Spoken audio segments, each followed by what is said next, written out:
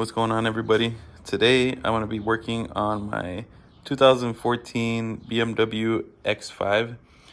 This one is X-Drive. It's the 35i, which is it's the 3-liter turbo. So we're having a problem with the air conditioning.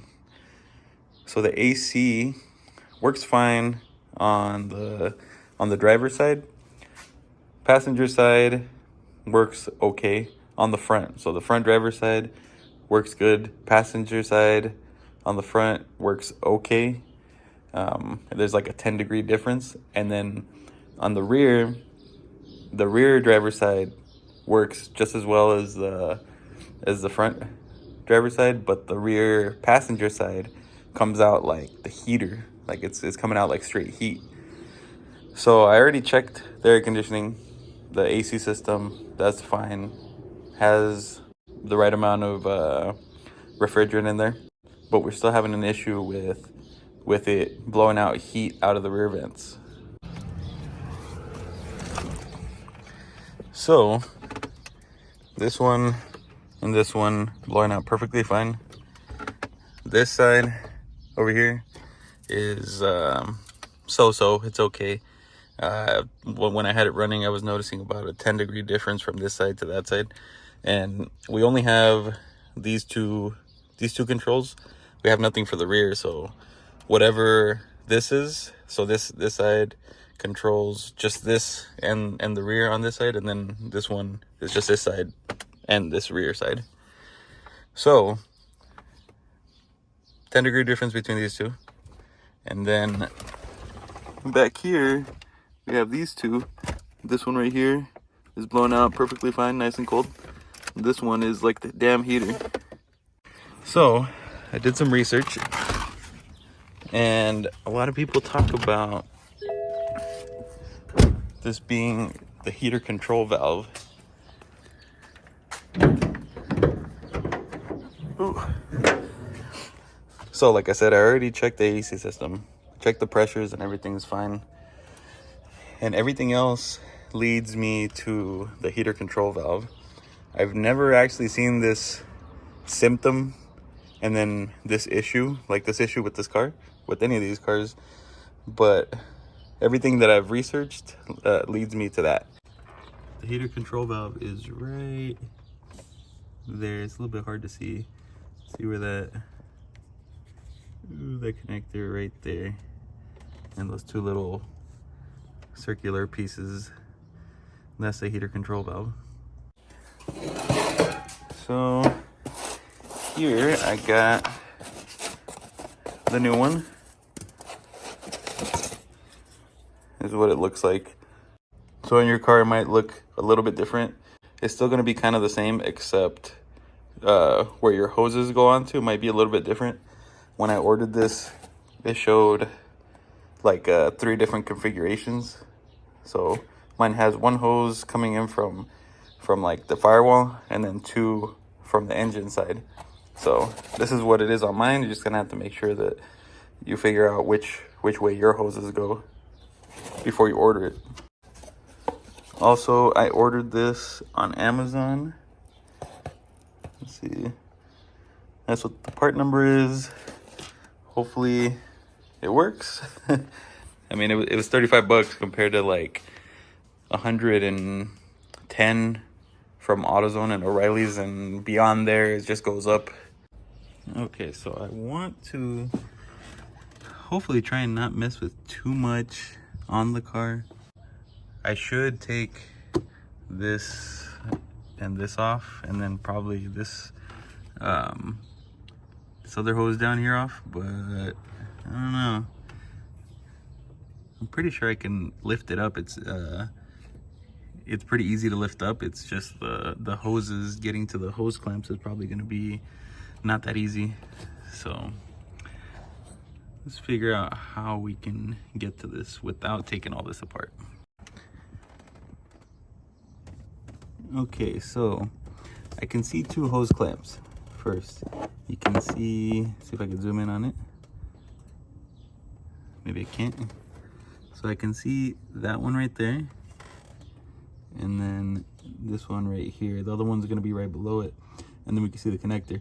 So the first thing we're gonna do is try and undo those hoses and that connector. And then we need to try and figure out how to keep those hoses pinched off. I know there's tools to pinch the hoses off, but I don't have those. So we're gonna figure out how we can do it without some vice grips or something, some locking pliers. We shall see. But I think that's what we're gonna start with. So this is what I'm gonna try first. I have these needle nose pliers, kind of long needle nose pliers, and I just put a zip tie on here to keep it clamped down. That should work, because I have some locking pliers, but I feel like they're gonna squeeze too much on the hose and it might rip it. So these are just completely flat needle nose pliers. But gotta take this one off first, this side hose first, so that I could get access to the other ones. So first, let's loosen this one, and we'll see how much coolant we lose. Hopefully not a lot. All right, well, that was a pain in the ass. I'm pretty sure if you would take the rest of the stuff apart, it would be a lot easier. It's this lower hose is the one that's a little bit of a pain to get to, because the hose clamp is turned like downwards. So to get to the hose clamp to loosen it, I had to loosen these up first, get it out of its little resting place, and then turn it so that I could get to that hose clamp. But anyways, now we can see looks exactly the same, minus that this one has the BMW part number on there, because that one is the original one, and this one is some Chinese knockoff. But it'll work, I'm sure it will.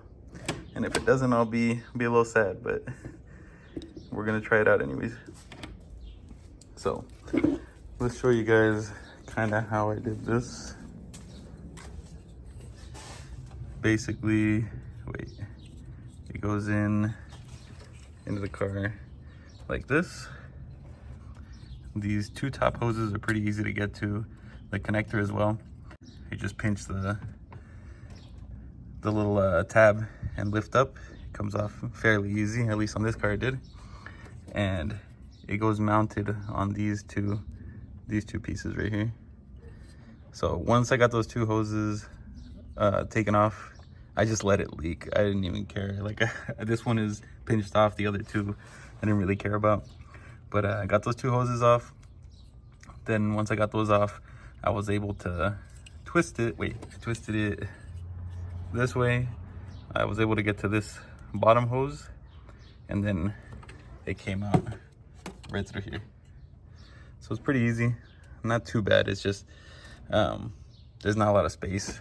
So if you wanted to have more space, take off this air box, and then this intake tube that goes it goes to the intercooler and to the throttle body. So if you wanted to have all the space, you could do that. I don't really care. I'm trying to do the least amount of work possible to get this installed, because I'm just being lazy right now. But now let's install this, add some coolant. Hopefully there's not going to be too much air in there, if any, I hope. And then we'll see if it took care of our issue.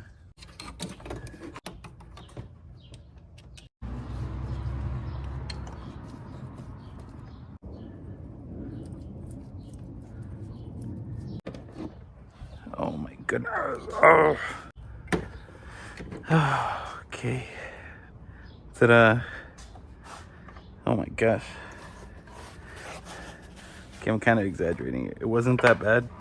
Only thing is, whatever the hell this crap is. So, I don't know what the heck this is.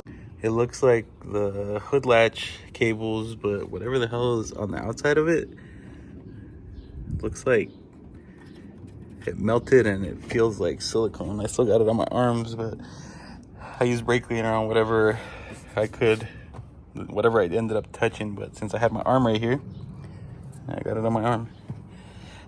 Another thing, if you do it the way I did it, without taking this stuff apart, you just got to be careful with any of these little hoses, because you can very easily, if you press on these, you can end up snapping these bits where the connections go. So don't rest your arms on any of this stuff. You got to be careful if you're going to do it this way. So now you just got to make sure that we got coolant, which I know I dumped a bit. Wasn't that much. It sounded like a lot, but it really wasn't that much. I'm gonna add some coolant in there, and we're gonna run it, and we'll see what happens. Okay, I got coolant in there. I'm gonna turn it on, leave that off, and see if I need to add any more. If it starts sucking some down as soon as it turns on.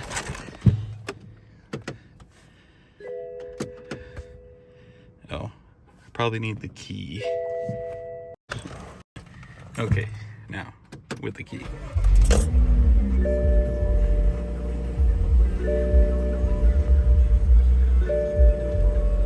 Usually when you do anything with the cooling system, you turn the heater on to make sure that the coolant circulates all the way through to the turn off.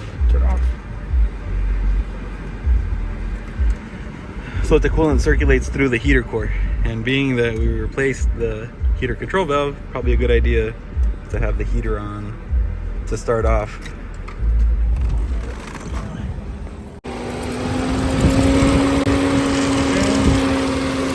Looks like we got good coolant right now.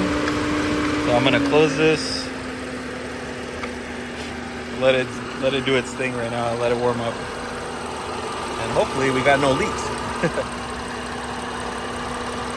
So I'll be right back with you guys once it warms up and let you know what the outcome was. So it's been running for a little bit. It's at almost 90 degrees. It's 84. It's close enough. It's at, I don't know what that would be, like 100 and some degrees. It already started to get warm. It's pretty warm in here. Plus it's hot outside too, so now what we're gonna do, we're gonna turn the AC on. Maybe not on max. Turn the AC on, put this back to 60. I hear the fans turned on. And now we shall see. Oh, it feels cold right away. I mean, the AC on this car always worked great. So that's why when it just went from one day to the next, it got hot, or it started acting weird. It was kind of odd. At first, I thought it was low on a charge, because most cars, one side will be cold. Well, one side will be like normal, like cold, and then the other side will be a little bit warmer, or it'll be hot, but usually it's just a little bit warmer, and that'll tell me that it's usually low on a charge. I checked it. This one wasn't low on a charge, but what was weird about this one was that this side was cold, normal cold. This side was off by like 10 degrees, and then these back ones, one was hot, one was cold. And now is a good time. Let's see, once this gets down, we'll check the back one, because the main one was the back one, because my kid's back there, and the side that's pointing to him was the side that was getting hot. Be careful. Engine compartment hot. Don't burn your stupid asses. Okay, so we are almost to 40 degrees. Feels nice up here, and it feels great back here too. So now we're at 40 degrees. Oh, let's check the back. See how it feels back here. Oh, it feels nice back here. See if we're anywhere near what the front is. Even if it's like 50 degrees, it's still gonna be nice. So we got, let's It's like 50 degrees, a little bit less than 50 degrees there. And then this was the problem side.